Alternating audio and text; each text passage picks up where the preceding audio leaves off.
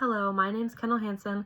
I am a fully online student at Western Illinois University, and I am majoring in sociology, and I plan on minoring in psychology.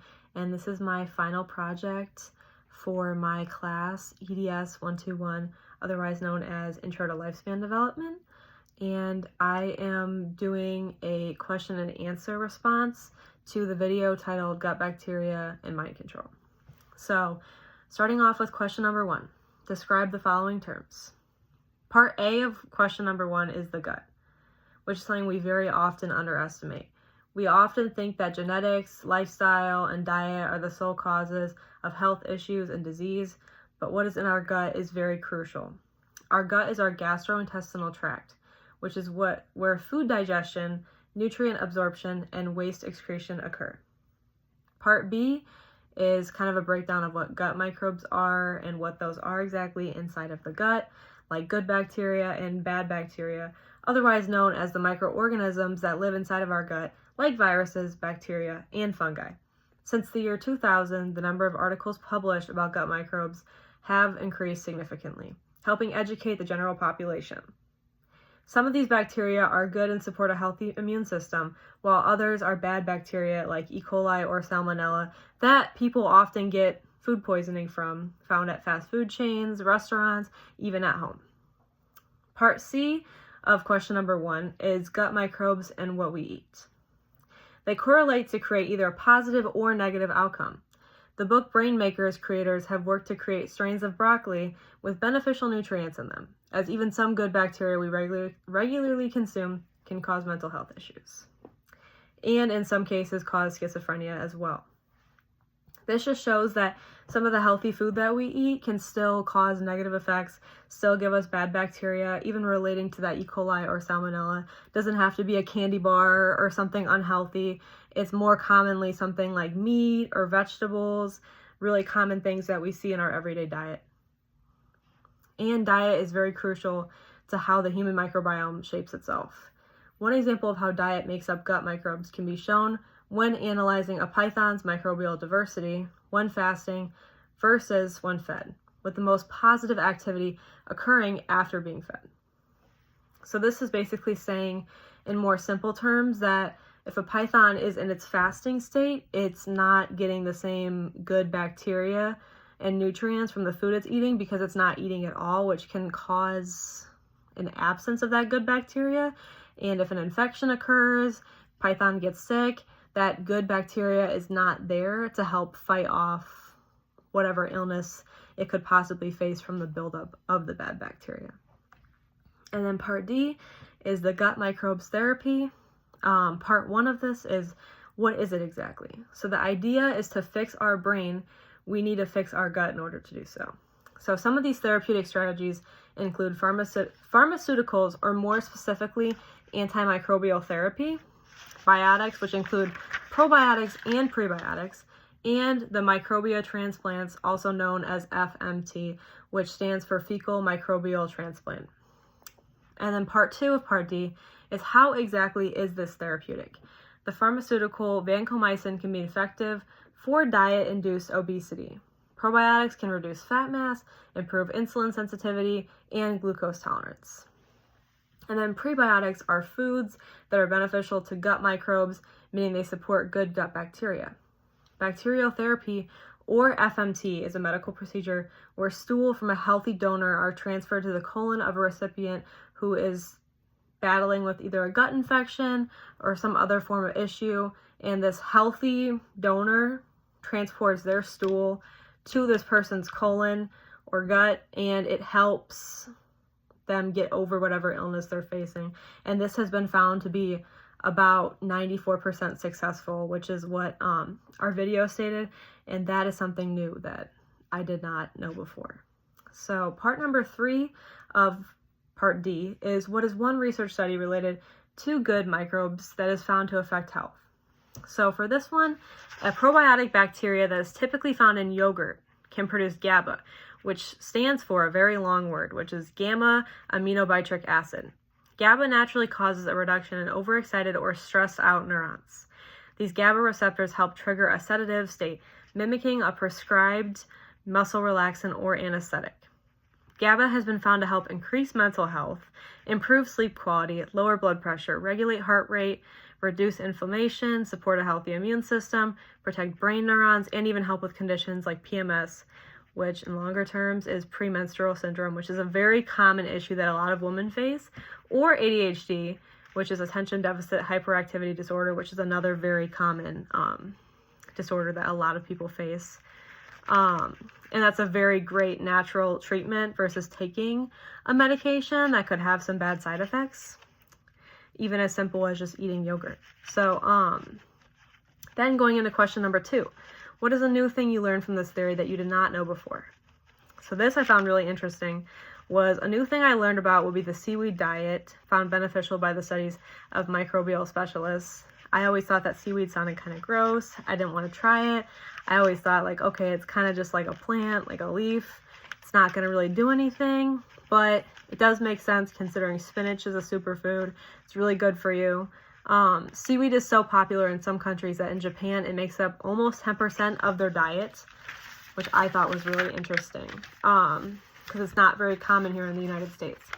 So just short of 10% of the Japanese diet, like it said, and genes that encode the enzymes which are capable of digesting seaweed are found within the microbiota of Japanese indigenous populations. These genes stem from aquatic bacteria that contaminate, which is not in a negative sense, consumed seaweed that are acquired by gut bacteria.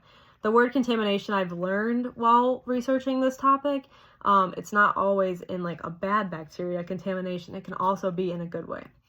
And then some benefits of the consumption of seaweed include decreased cholesterol, weight loss, and detox. And then for question number 3, what are the specific areas of our body that get affected by the type of microbes in our guts, like our emotions and mood?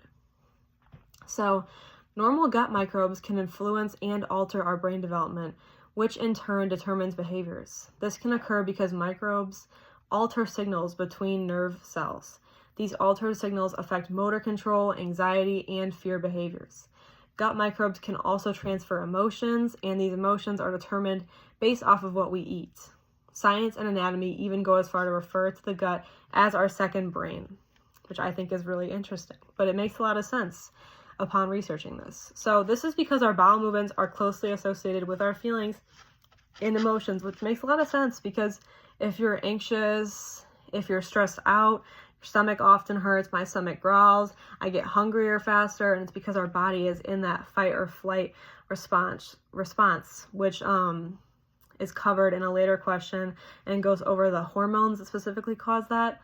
And even so much as our bowel movements, they're obviously associated with our feelings and emotions, but they can directly affect our brain, also affect constipation, which also goes hand in hand with that stomach pain. And then question number 4, important chemicals and hormones found in our brains that are thought to be affecting our overall health are now found to be produced in our guts and not necessarily within our brains. The idea is to make your gut healthier for improvement of overall health. One major element to make our gut is bacteria. Due to the video, how is the type of our bacteria determined at the beginning? And then do we get bacteria microbes from others or any other external activities? And if so, what types of activities or elements cause us to exchange our bacteria? So the type of our bacteria is determined by individual genetics, our diet, and our lifestyle, which makes us all very different because we all live very different lifestyles, we all have different diets, and we're all very genetically different. And the genetically different is obviously something that a lot of us, we cannot control. So if a baby is born via C-section, they may not only get their microbes from their mother, but also from external dust and skin particles in the operating room or wherever they are born. This is not the occurrence for babies born vaginally who get microbes strictly from their mother because they're not exposed to this. They're not experiencing this operation. It's a natural birth, and yes, we do get microbes from external factors and exchange them with others later on in life. And this can be done through physical contact, like hugging, kissing, sharing utensils, and it's more common among like family members or if you live with somebody And if you live in the same household with somebody, they call it a social microbiome that you share, because you're within that same realm, you're around each other, you're exchanging those germs more. It's kind of like when you live with your family, if one of your family members gets sick, you're more likely to get sick than like if they walk by someone one time at like a grocery store or something. There's still that risk, but you're sharing those bacteria and those germs with them a lot more frequently than someone you just see like once a day or once in your entire lifetime. And then, like how I just explained, it's because of that higher probability of microbial exchange. And then question number 5, what types of food are considered effective to increase good bacteria and good microbes in our guts? List 5 food sources that improve gut microbes. You may get additional information from other sources you personally have access to. So for this, I use the website eatwell.com, and it provides a lot of good information about gut health, foods you should eat, and also foods you should avoid, which I do go over later on. I don't believe it's this question though.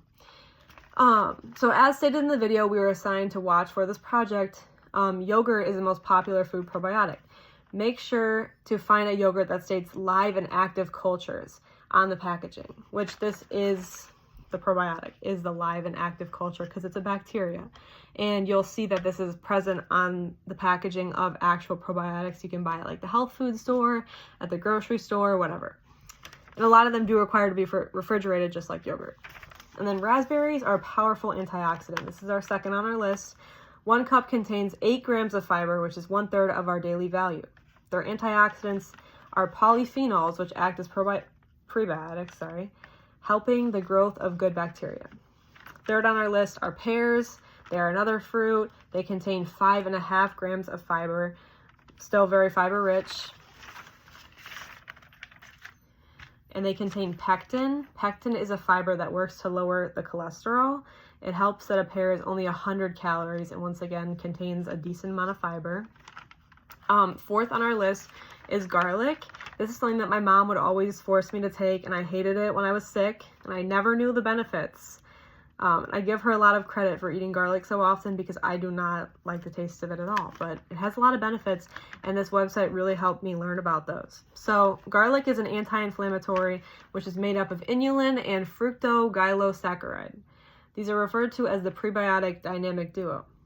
Garlic has shown positive effects toward cancer, cardiovascular disease, metabolic disorders, blood pressure, and diabetes. The final and least expected on the list is sauerkraut. It's made from cabbage and salt, and it goes through the process of fermentation. During this process, probiotics are created that assist digestion and adding good bacteria to the gut. And like I said, my source is eatwell.com. I really did not expect sauerkraut to be on that list, but a lot of things that are fermented were on that list. Like kombucha was another one, and that's because the fermenting process allows it to sit over time, and it creates these like live active cultures or good bacteria. So it does make sense after reading that, but it's something I would have never guessed, as I thought the list was going to be mainly like fruits and more known superfoods. And then question number 6. What is the effect of taking too many antibiotics for too long for our bodies and gut bacteria? What are the things that affect reducing gut bacteria that in turn deteriorate overall health? So antibiotics are described as a man-made catastrophe. The more antibiotics an individual consumes, particularly at one time or around the same time, the less diverse microbial populations can become. This is a huge concern, especially because in the United States, we consume 235 million doses of these antibiotics annually. They may kill off bad bacteria, but they also kill off that good bacteria that helps to fight them off naturally. And fighting off bad bacteria naturally is much more beneficial than fighting it off with an antibiotic. Stress can also reduce gut bacteria and deteriorate health by increasing hormones that create this fight or flight response that we talked about earlier. And these hormones, norepinephrine and epinephrine, adrenaline, which is the other name for it, also affect bacterial growth, which can encourage bad bacteria to develop. And our diet and how much we eat can also cause health problems as well as gut bacteria reduction, as foods like red meats artificial sweeteners, alcohol, and anything refined processed cause digestive issues as well as clog arteries in severe cases. There is even research that shows negative changes in the microbiome within 30 minutes of alcohol consumption. And this makes sense to me. I would have never thought about it before, but rubbing alcohol, stuff like that, we can put on a wound and it's like, oh, it kills the bacteria. We never think, okay, if we consume alcohol, it can actually destroy that good bacteria in your gut. And then for question number 7, what do you yourself in order to improve your gut bacteria? List 3 things you may want to do. If you have done gut microbe therapy or theory yourself, share the effects of it. So the first thing that I personally do is I take prebiotics and probiotics every day. And I started doing this because I was on a lot of antibiotics. I worked with kids and I was sick very often. And I was taking so many antibiotics to get over all of these things. I was creating more health problems for myself, and I was not taking these probiotics at the time. I wasn't eating very healthy. I was eating a lot of fast food. And I finally went to a doctor and she was like, you need to be taking probiotics, space it out from your medication that you're taking to feel better. And I have never felt so good before. And then the second thing, which is those prebiotics I was talking about, is those foods that are rich in nutrients. Apple a day keeps the doctor away. I like to eat 1 apple a day.